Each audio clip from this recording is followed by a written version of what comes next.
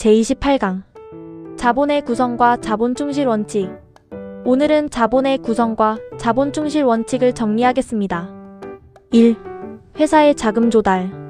먼저 회사의 자금 조달 구조입니다. 주식회사의 자금은 크게 두 가지로 나뉩니다. 하나는 부채, 즉 채권자로부터 조달한 자금이고, 다른 하나는 자본, 즉 주주로부터 조달한 자금입니다. 그 구별 기준은 간단합니다. 상환의무가 있으면 부채, 상환의무가 없으면 자본입니다. 구체적인 자금 조달 수단은 세 가지입니다. 신주발행, 부채금융, 사내유보이익입니다. 이 중에서 신주발행과 사내유보이익은 자기자본, 부채금융은 타인자본을 형성합니다. 2. 자본, 자본금과 자본잉여금. 다음으로 자본의 개념입니다. 자본은 자산에서 부채를 뺀 나머지, 즉 순자산입니다. 그래서 자본은 소유주 지분, 주주 지분이라고도 부릅니다. 이제 자본금을 보겠습니다. 자본금은 법적으로 반드시 유지해야 하는 순자산의 일부입니다. 액면 주식의 경우에는 발행 주식의 액면가액 총액이 자본금에 해당합니다. 중요한 포인트는 이것입니다. 자본금은 원칙적으로 외부로 유출할 수 없다. 여기서 외부 유출이란 주주에게 돌려주는 것을 말합니다. 따라서 배당은 자본금으로 절대 할 수 없습니다. 다음은 자본잉여금입니다. 자본잉여금은 주주와의 자본거래에서 발생한 잉여금입니다. 자본거래란 신주를 발행하거나 자본금의 감소를 하는 것과 같이 자본의 증감이나 자본의 재구성을 내용으로 하는 회사와 주주 사이의 거래를 말합니다.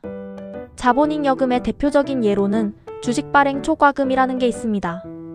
회사가 주식을 발행할 때에는 실제 발행가액이 액면가액과 반드시 일치하지 않습니다.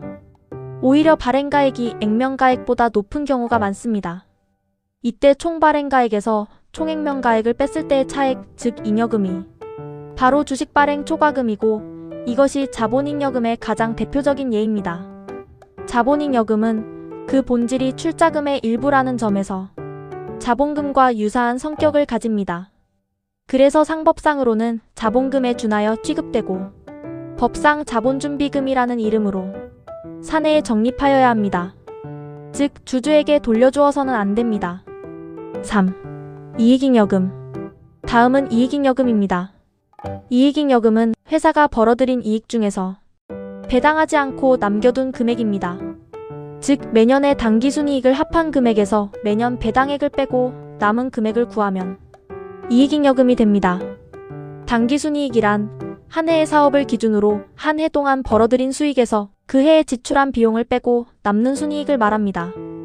회사가 사업을 잘하여 이익이 쌓이면 이익잉여금이 존재하고, 사업에 실패하여 비용이 더 많이 들면 결손금이 생깁니다. 4.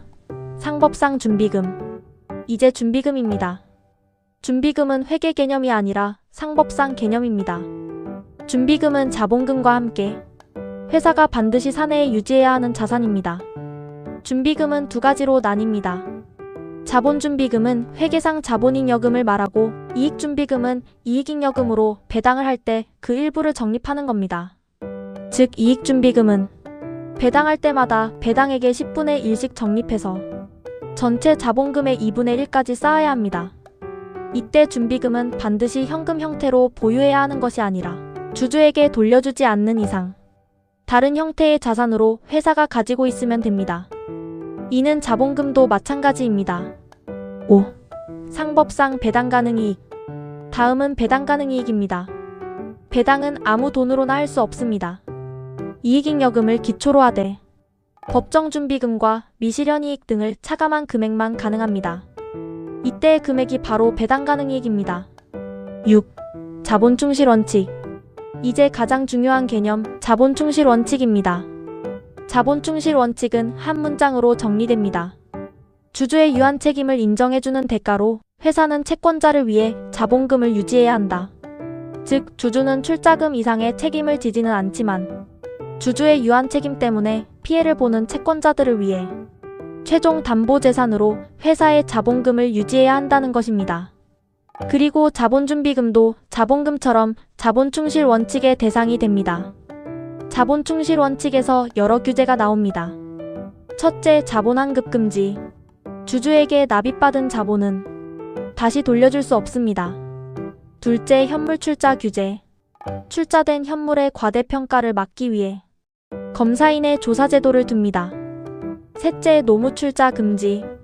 노동이나 신용은 가치가 불확실하기 때문에 주식회사의 자본으로 인정되지 않습니다. 넷째, 액면 미달 발행 금지. 주식은 액면가 이하로 발행할 수 없습니다. 이는 채권자 보호를 위한 장치입니다. 다섯째, 법정준비금 제도. 자본과 이익의 일부를 강제로 적립하여 외부 유출을 제한합니다. 앞서 본 자본준비금과 이익준비금이 법정준비금에 해당합니다.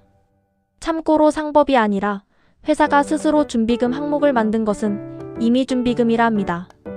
여섯째, 배당 가능 이익 규제. 배당은 반드시 제한된 범위 내에서만 가능합니다. 마지막으로 감자 규제입니다. 감자란 자본금을 감소시키는 것을 말합니다.